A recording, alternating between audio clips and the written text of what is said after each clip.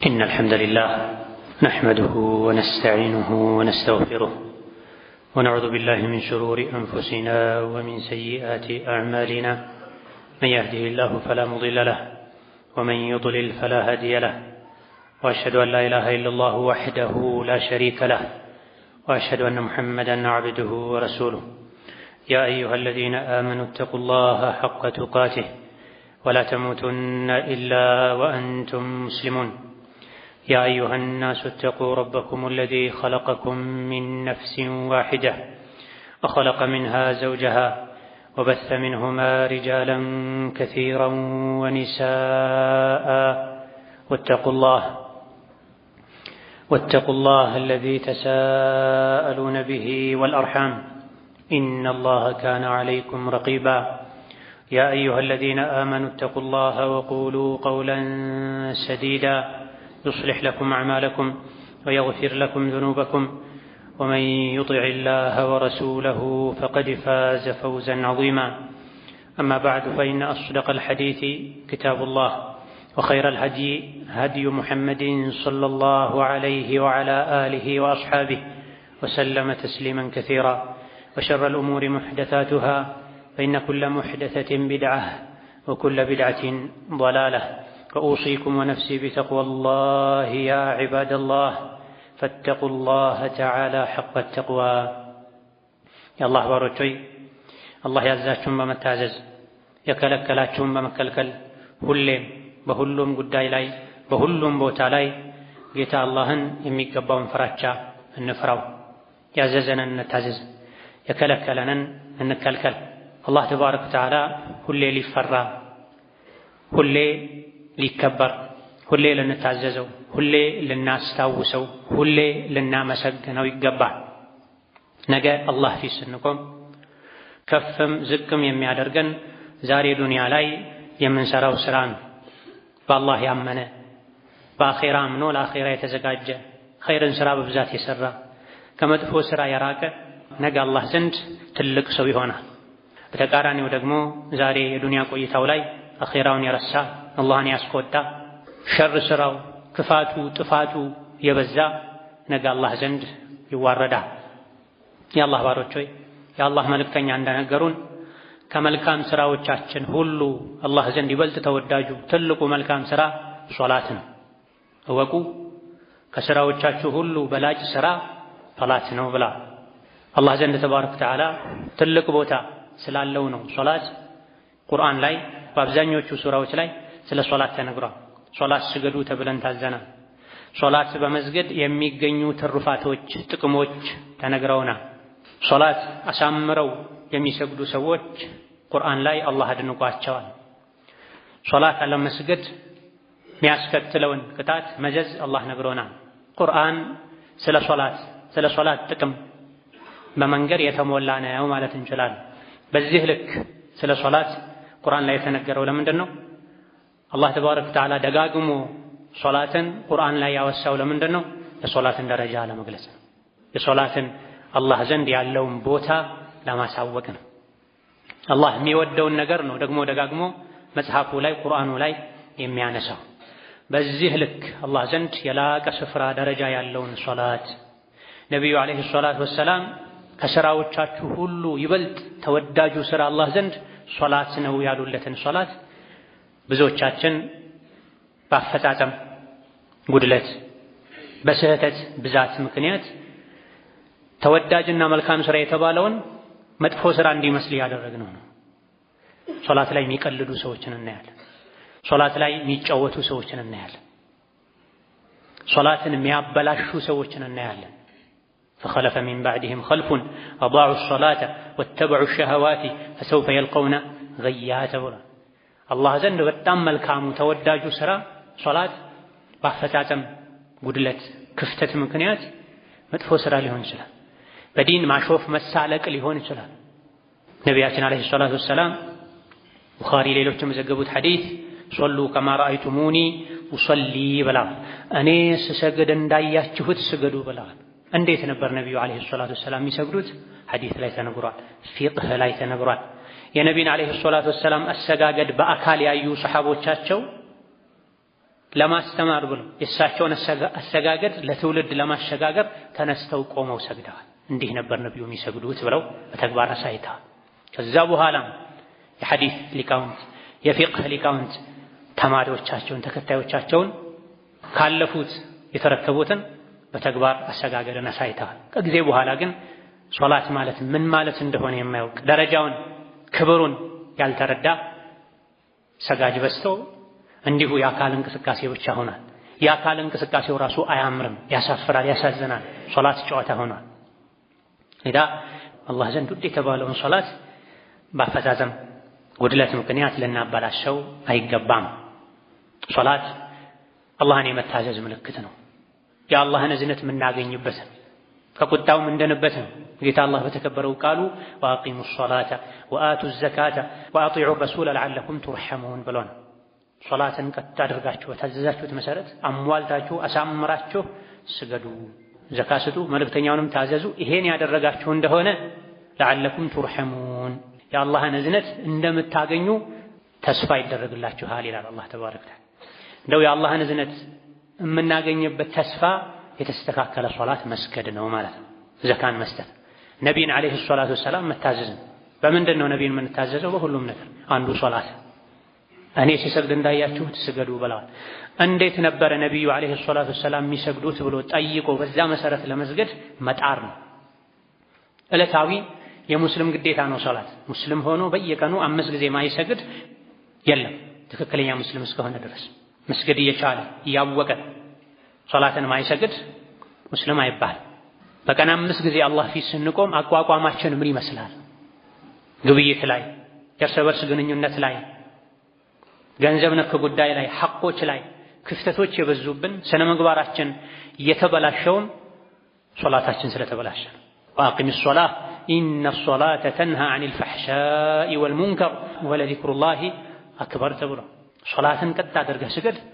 የተስተካከለ ሶላት ከመጥፎ ነገር ሁሉ ይጠብቃል ያርቃል ተብሎ ሶላታችን ቢያምር ቢስተካከል ኖሮ ኢማናችን ይስተካከል፣ ስነ ምግባራችን ይስተካከል፣ ከአላህም ይሁን ከሰው ልጆች ጋር ያለን ግንኙነት ያማረ የተሟላ የተስተካከለ ይሆን ነበር።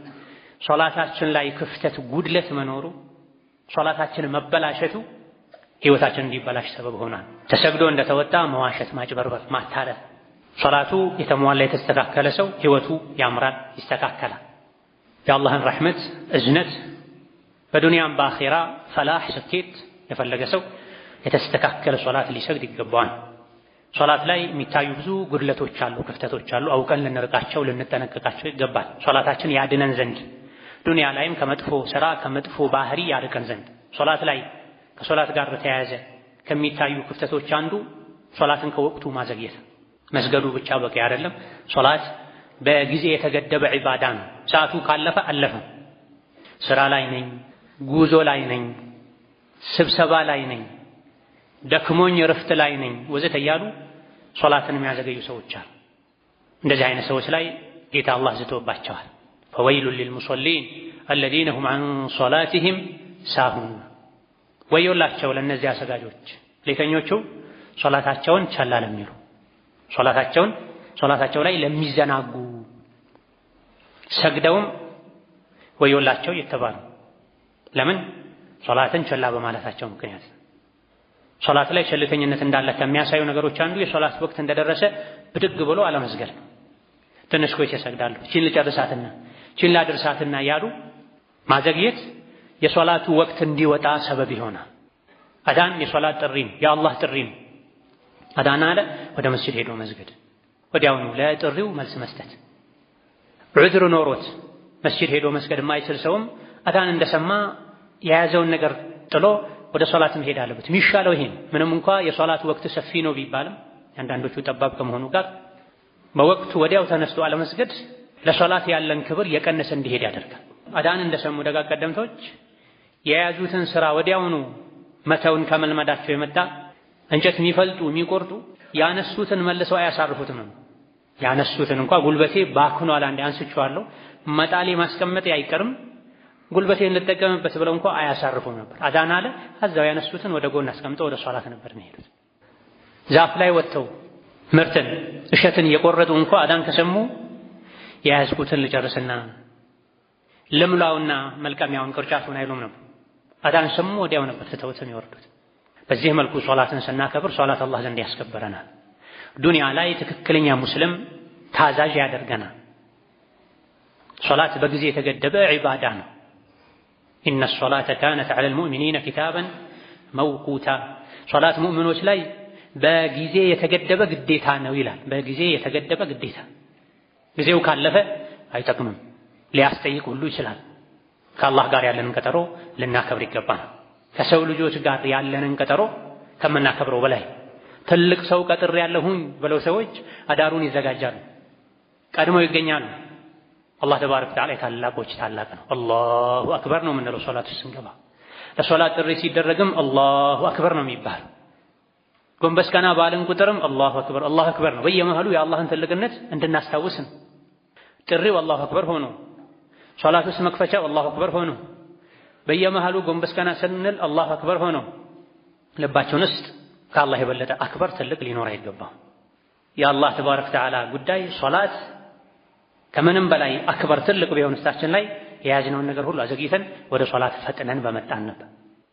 ሶላትን ቸላ ማለታችን፣ ለጊዜው ትኩረት አለመስጠታችን የሚጎዳው ራሳችንን። አላህ ያከበደውን ልናከብር፣ አላህ ተባረከ ወተዓላ ያስጠነቀቀንን ልንጠነቀቅ ይገባል። እኛ እንደምንፈልገው ሳይሆን አላህ የሚፈልገውን አይነት ሶላት ልንሰግድ ይገባል።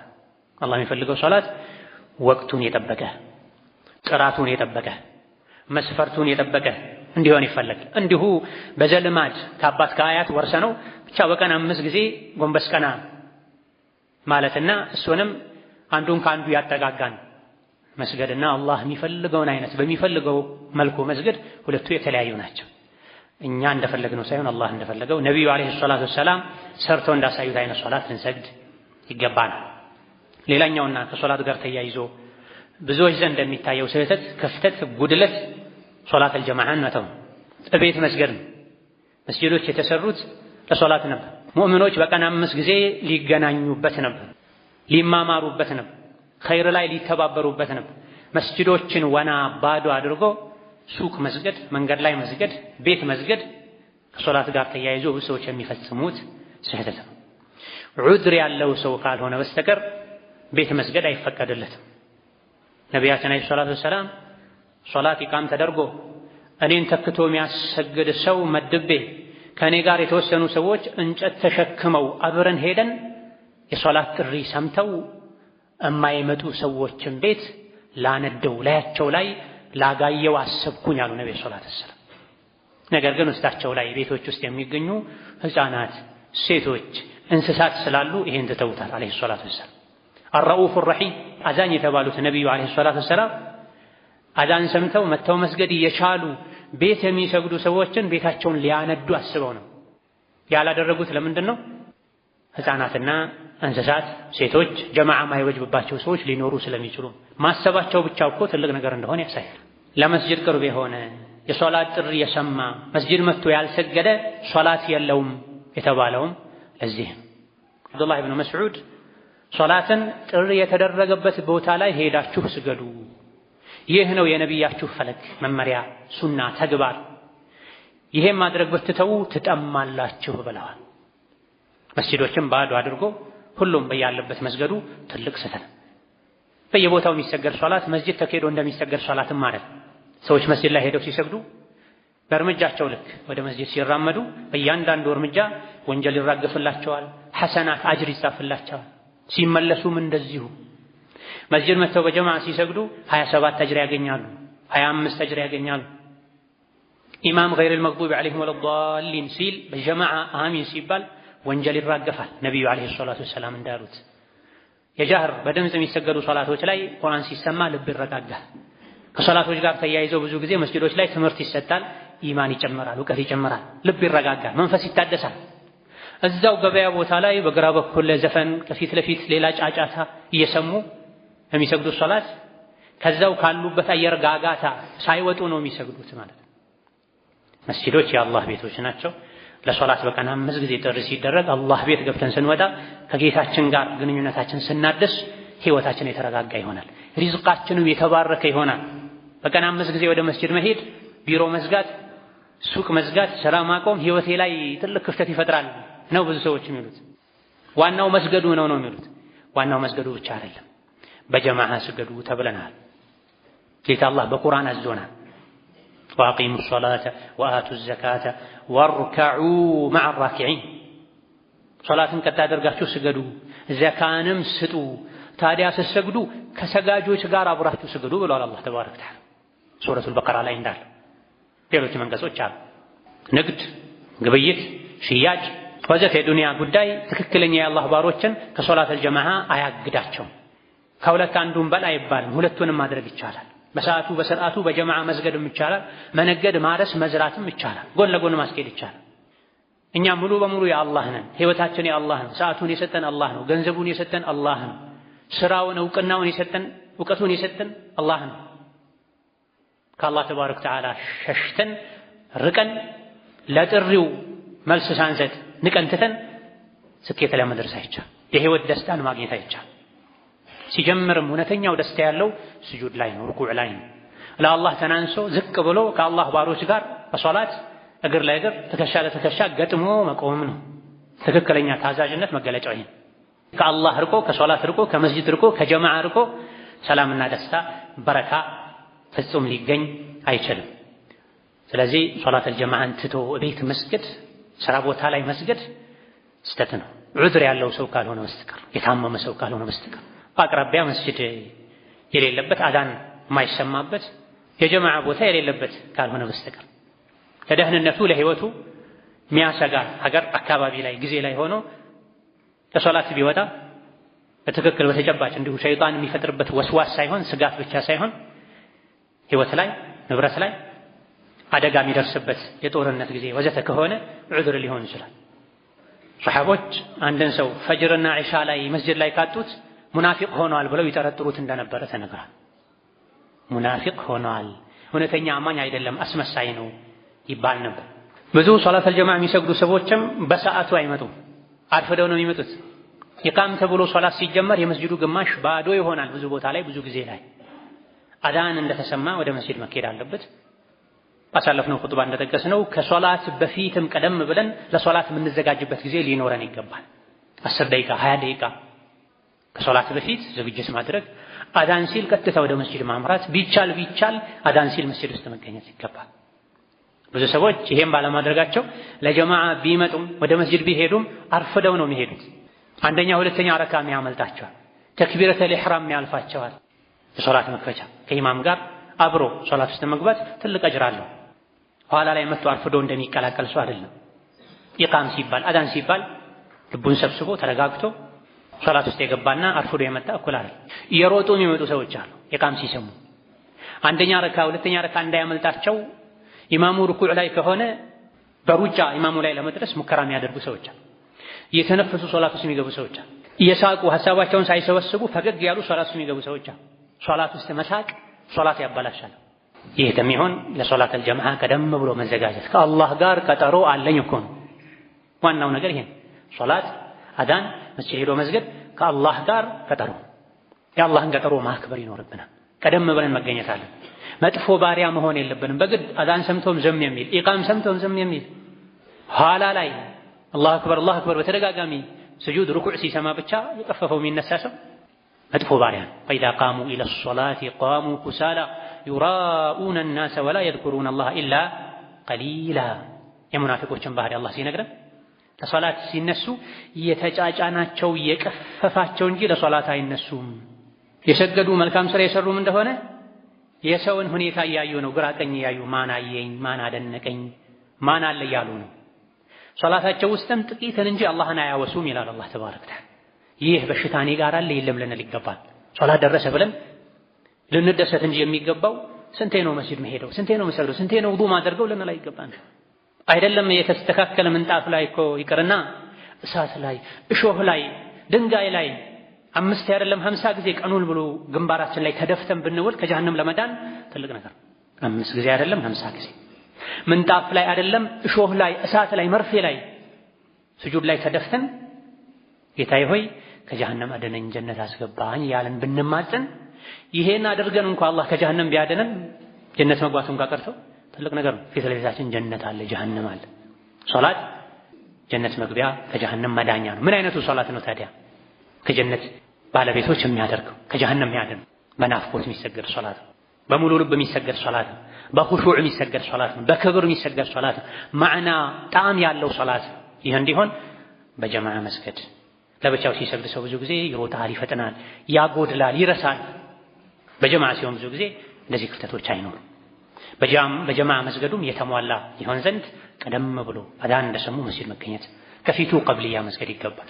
ሁሌ ቀብልያና ባዕድያ ራቲባ ሶላቶችን የሚተው ሰው ፋሲቅ ነው፣ ዲኑ ጎደሎ ነው፣ ለምስክርነትም ብቁ አይደለም ያሉ ሊቃውንት አሉ። ፈርዱ ብቻ ሳይሆን ከፊትና ከኋላ የሚሰገዱ ራቲባዎች አሉ። ከዙሁር በፊት 4 ወይም 2፣ ከኋላው 2፣ ከዒሻ በኋላ 2፣ ከመግሪብ በኋላ 2፣ ከፈጅር በፊት 2፣ ቢያንስ በቀን ውስጥ የሚሰገዱ 10 ረካዎች አሉ። እነዚህ ቋሚ ከፈርዱ ፊትና ኋላ የሚሰገዱ ሶላቶች በቋሚነት መተው አያስፈልገኝም እኔ ፈርዱ ብቻ ይበቃኛል ብሎ ማለት መጽናት እንደዚህ አይነት ውስተት ላይ ፋሲቅ ያስብላል። ለምን ተደነገገ? ነብዩ ሰለላሁ ዐለይሂ ወሰለም ለምን ሰገዱት? የፈርዱ ማሟያ ነው። ፈርዱንም አግዱለን ፈርዱ ሲጎደል የሚያሟሉ ሱናዎችንም ትተን ጀማዓንም ያረፈደን መተን ስህተት ፈጽመን በስህተት የተሞላ ሶላት ሰግደን እንዴት ነው ዲናችን ሙሉ የሚሆነው? ነገ አላህ ዘንድ ስንቆም ክፍተታችንን ማን ነው የሚሞላልን? እዚሁ ራሳችንን አርመን ተስተካክለን አላህ ያከበደውን አክብደን በንጹህ ልብ በሙሉ ትኩረት ሶላት ውስጥ ልንገባ ይገባል። أقول قولي هذا وأستغفر الله لي ولكم ولسائر المسلمين من كل ذنب وخطيئة فاستغفروه إنه هو الغفور الرحيم والبر الكريم. الحمد لله على إحسانه والشكر له على توفيقه وامتنانه وأشهد أن لا إله إلا الله وحده لا شريك له تعظيما لشأنه وأشهد أن محمدا عبده ورسوله الداعي إلى رضوانه صلى الله عليه وعلى آله وأصحابه وإخوانه وسلم تسليما كثيرا. أما بعد صلاة بوقت مسجد بجمع مسجد فصلاة تكرت كبر يمستت مقالة سيهون ملك سيهون صلاة كوقت ما سالف ما زقيت ينتكتلهم عنده يزيه سبب هونون صلاة الجماعة متوا ለሶላት ቦታ ያለ መስጠት መለከስ ሲሆን አላህ ተባረከ ወተዓላ ሶላትን ስገዱ ብቻ ሳይሆን ወርከዑ ማዕ ራኪዒን ከሰጋጆች ጋር አብራችሁ ስገዱ ባለው መሰረት ጀማዓን ጠብቆ መስገድ ሶላትን የማክበር ምልክት ነው። ለጀማዓ ከመምጣት ጋር ደግሞ የጀማዓን አደብ አለመጠበቅ ሌላኛው ስህተት ነው። መስጂድ የአላህ ቤት ነው። ንጽህናው ሊጠበቅ ክብሩ ሊጠበቅ ይገባል። ለሶላት الجماعة ሲመጡ የሶላት الجماعን አደብ አለመጠበቅ ከሶላቱ እንዳይጠቀሙ ያደርጋል። መምጣታችን ብቻ ሳይሆን ማየት ያለብን አመጣጣችንን ልናይ ይገባናል። መስጂድ የአላህ ቤት ነው። የአላህ ቤት ሲገባ በምን መልኩ ነው የሚገባው? የአላህን ቤት ከምን ማራቅ ማጥራት አለብኝ? የአላህ ቤት ውስጥ ስቆይ ከምን ማራቅ አለብኝ? የመስጂድን አደብ አዳቡ ሑዱር المساجد መስጂድ የመምጣት መስጂድ የመግባት አደቦች ምንድናቸው የሚለውን ማወቅ አለብን። መስጂድ የምንመጣው ለሶላትም ነው ለዕልምም ይሁን ለግል ዒባዳም ይሁን ለጀማዓ ዒባዳ የመስጂዱን አደብ የአላህን ቤት አደብ ማወቅና መጠበቅ አለብን። በቀን 5 ጊዜ ነው መስጂድ የምንመላለሰው። ጥፋት እንዳላጠፋ የተለመደ እንዲሁ ዕለት ተዕለት ተግባር ተራ ስራ እንዳይመስል የዒባዳ መመላለስ ነውና ከኔ ምን ይጠበቃል? መስጂድ ውስጥ ቆይታዬ አጅር እንዲያስገኝ ጠቃሚ እንዲሆን ምን ማድረግ አለብኝ? ዋጋ ቢስ እንዳይሆን ከምን ወራቅ አለብኝ ልንል ይገባል። መስጂድ የመመላለስ መስጂድ የመግባት አደቦች አሉ፣ አህካሞች አሉ፣ በቁርአን በሐዲስ በፊቅህ የተነገሩ። ቢሮ ለመሄድ ለጉዳይ ለመሄድ ውጭ ሀገር ለመሄድ ክፍለ ሀገር ለመሄድ ወደሚሄዱበት ቦታ ከመሄድ በፊት አካሄዱን ሰዎች ይጠይቃሉ፣ መረጃ ያሰባስባል። መስጂድ ደግሞ በሩ ክፍት ስለሆነ ብቻ ገብተው ይወጣሉ ብዙ ሰዎች። ይህ መሆን የለበትም። ነብዩ አለይሂ ሰላቱ ወሰላም የመስጂድን አደብ አስተምረውናል። ለሶላት الجماعة ስንመጣ የመጣንለት ዓላማ እንዲሳካ አጅር አግኝተን እንድንሄድ አደቡን ማወቅ አለብን። አደቡን ማጉደላችን አለማወቃችን አለመጠበቃችን አለመጠቀም ብቻ ሳይሆን ወንጀለኛ እንድንሆን ያደርገናል። ለዒባዳ ወጥቶ ለአጅር ወጥቶ ዊዝር ወንጀል ተሸክሞ የሚመለስ ሰው አለ። ስለዚህ ኸይር አስበን ወጥተን ወንጀለኛ ሆነን እንዳንመለስ መስጂድ የመመላለስ መስጂድ የመሄድን አደብ ልናውቅ ይገባናል። በዚህ ረገድ ከሚታዩ ጥፋቶች ክፍተቶች አንዱ መስጂድ ሲገባ ንጽህናን አለመጠበቅ ነው። ሙሉ ንጽህናን አሟልተን እንጂ መስጂድ መምጣት የለብንም። ነብዩ አለይሂ ሰላቱ ወሰላም ነጭ ሽንኩርትን የበላ ሰው መስጂድ እንዳይጠጋ ብለዋል አለይሂ ሰላቱ ወሰላም። ይሄ አንድ ምሳሌ ነው። ያ ሽታው የሚከረፋ የሆነውን ተክል የተመገበ ሰው የበላ ሰው ከመስጂዳችን ይራቅ አይቅረብ መስጂድ ብለዋል። ዑመር ኢብኑ ኸጣብም አብስሎ ሽታውን ሳያጠፋው የተመገበ ሰው ወደ መስጂዳችን እንዳይቀርብ እንዳይመጣ ብለዋል። መላኢኮችን አዛ ያደርጋል፣ የሰው ልጆችን አዛ ያደርጋል መጥፎ ሽታ። ስለ ሽንኩርት መጥፎ ሽታ የተናገሩት ሌሎችንም የሽታ አይነቶችን ሰዎችን የአላህ ባሮችን አዛ የሚያደርግ የመስጂድን አየር የሚበክል ጠረኑ እንዲቀየር የሚያደርግ ነገር በሙሉ እዚህ ውስጥ ይካተታል። ከአላህ ጋር ለመነጋገር ነው መስጂድ የምንመጣው። መልካም ስራን የሚመዘግቡ መላኢኮች አሉ። ዚክር የሚያደምጡ ኹጥባ የሚያደምጡ መላኢኮች አሉ። እነዚህ መላኢኮች የሰውን ልጅ አዳ የሚያደርግ የሚያስቸግር ነገር ሁሉ መላኢኮችን ያስቸግራል ብለዋል ነብዩ አለይሂ ሰላቱ ወሰላም። ስለዚህ መስጂድ ሲመጣ ሙሉ ንጽህናን መጠበቅ ያስፈልጋል። የአፍ ንጽህናን መጠበቅ ያስፈልጋል። የእግር ሽታን ቆሻሻ ማስወገድ ያስፈልጋል። እግሩ የሚያልበው ሰው ሽታ የሚያስቸግረው ሰው ውጪ ውዱ አድርጎ መስጂድ እስኪደርስ ድረስ ሽታ የሚፈጠር ከሆነ ዳግም እግሩን ታጥቦ እንጂ መግባት የለበትም። ካልሲው እግሩ የቆሸሸ ሰው እስከነ ቆሻሻው መስጂድ መርገጥ የለበትም። ከሰውነት ከተለያየ የሰውነት አካላት የሚወጣ መጥፎ ጠረን ካለ ያን ጠረን ቀድሞ ማስወገድ ይገባል። ካልሆነ የሶላተል ጀማዓ አጅር ቀርቶ ሰውን አዳ በማድረግ መላኢካን አዳ በማድረግ ወንጀለኛ ይሆናል። መፋቂያ የተፈለገው ለዚህ ነው። በመፋቂያ የሚሰገድና ያለ መፋቂያ የሚሰገድ ሶላትም አጅሩ እንደሚበላለጥ የሚያሳዩ ሐዲሶች አሉ። ኡመቴን አስቸግራለሁ ብዬ ባልሰጋ ኖሮ ከእያንዳንዱ ሶላት ጋር መፋቂያ እንዲጠቀሙ አዝ ነበር ብለዋል ነብዩ ሰለላሁ ዐለይሂ ወሰለም። አዘዙን ማለት እኮ ነው። ቀጥታ ማዘዙን የተዉት እንዳንቸገርባቸው ብለው ነው እንጂ ትቸገራላችሁ ባለን ኖሮ ተጠቀሙ ብዬ አዛቸው ነበር ከእያንዳንዱ ሶላት ጋር።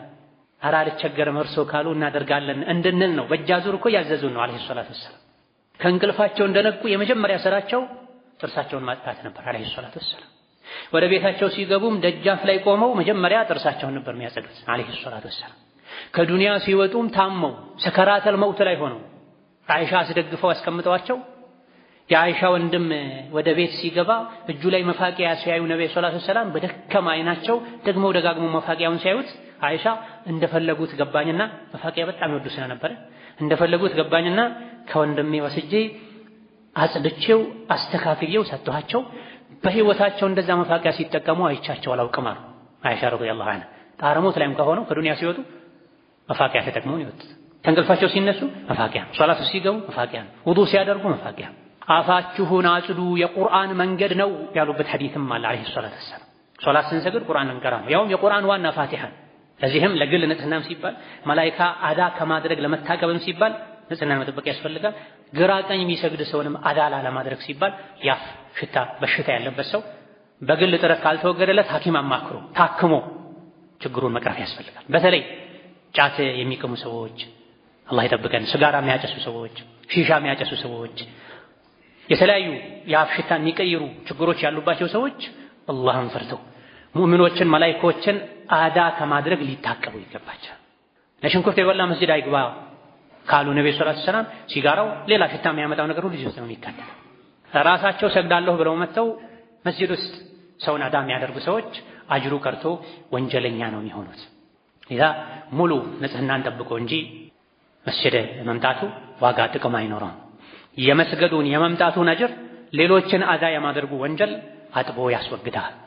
ቢሰገድም ዙሪያ ያሉ ሰዎች ኹሹዕ ያጣሉ፣ ለዛ ያጣሉ።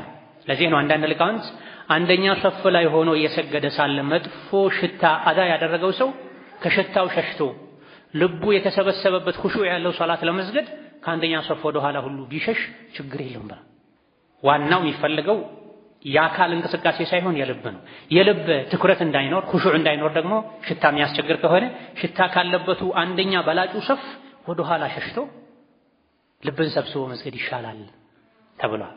ኢዛ ሶላት የአካል እንቅስቃሴ ከመሆን በዘለለ የልብ ከአላህ ጋር የምንገናኝበት ኢባዳ እንዲሆን ጣዕም እንዲኖረው የሚያደርገው ነገር ሁሉ ልናሟላ ሶላት ላይ ኹሹዕ እንዲጠፋ የኛም የግላችንን ኹሹዕ እንዲጎድል አብረውን የሚሰግዱ ሰዎችም ኹሹዓቸው እንዲጎድል መላኢኮች አዳ እንዲደረጉ የአላህ ቤት እንዲቆሽ የሚያደርገን ነገር በሙሉ ልንርቅ የሶላት ጀማዓ አደብ ልንጠብቅ ህይወታችንን እንደ ሙስሊም ልናስተካክል ይገባናል። ሙስሊም ህይወቱ ሙነዘም ነው፣ የተስተካከለ ነው። በግል ህይወትም በዒባዳ በጋራ ህይወትም ሸሪዓ ያስቀምጠውን አደብ ልንከተል ይገባናል። ነገ ሁላችንም አላህ ፊት ተባረከ ወተዓላ የምንቆም ስለ እያንዳንዱ ስራችን የምንጠየቅ የስራችንን ዋጋ እንደምናገኝ መሆናችንን ዘውትር ያሰበን ህይወታችን ልናስተካከል ከአላህ ጋር ከሰው ልጆች ጋር ያለንን ግንኙነት ያማረ የተስተካከለ ልናደርግ ከዱንያ ስንወጣ አኺራ ላይ በምናገኘው ስራ የምንደሰት ምንኮራ አኺራ ላይ ከዱንያ ጣጣ ድካም ወተን የምናርፍበት አይነት ህይወት እንዲኖርን እዚህ ዱንያ ላይ ህይወታችንን ሐያታችንን ልናስተካክል በሸሪዓ ልንመራ ከግዴለሽነት ልንወጣ ልንርቅ ዲናችን ልንማር ሸሪዓችንን ልንተገብር እውነተኛ ሙስሊሞች ሆነን ኖረን መለከል መውት ሲመጣ እንኳን ደህና መጣ ተዘጋጅቼ ነበር መጠብቅህ የምንልበት ደረጃ ላይ ለመድረስ በየቀኑ ራሳችንን ልንከታተል يقبانا ثم صلوا وسلموا على البشير النذير والسراج المنير فقد أمركم ذلك ربكم قائلا إن الله وملائكته يصلون على النبي يا أيها الذين آمنوا صلوا عليه وسلموا تسليما اللهم صل وسلم وبارك على عبدك ورسولك نبينا وسيدنا محمد وعلى آله وأصحابه وأتباعه وسلم تسليما كثيرا اللهم أعز الإسلام والمسلمين اللهم أعز الإسلام والمسلمين وأذل الشرك والمشركين ودمر أعداءك أعداء الدين اللهم اجعل هذا البلد آمنا مطمئنا سخاء رخاء وسائر بلاد المسلمين اللهم آمنا في دورنا وأوطاننا اللهم آمنا في دورنا وأوطاننا ولا تسلط علينا بذنوبنا من لا يخافك فينا ولا يرحمنا اللهم من أراد بالعباد والبلاد شرا فاشغله بنفسه اللهم من أراد بالعباد والبلاد شرا فاشغله بنفسه واجعل تدبيره تدميرا عليه يا ذا القوة المتين اللهم وحد صفوف المسلمين اللهم وحد صفوف المسلمين واجمع كلمتهم على الحق يا قوي يا متين اللهم انصر الإسلام والمسلمين في مشارق الأرض ومغاربها اللهم انصر إخواننا المستضعفين والمظلومين في فلسطين وكن لهم مؤيدا ونصيرا ربنا اغفر لنا ولوالدينا ولمشايخنا ولجميع المسلمين اللهم فرج هم المهمومين ونفس كرب المكروبين وقض الدين عن المدينين واشف مرضنا ومرضانا ومرضى المسلمين وارحم موتانا وموتى المسلمين برحمتك يا أرحم الراحمين ربنا آتنا في الدنيا حسنة وفي الآخرة حسنة وقنا عذاب النار آمين والحمد لله رب العالمين.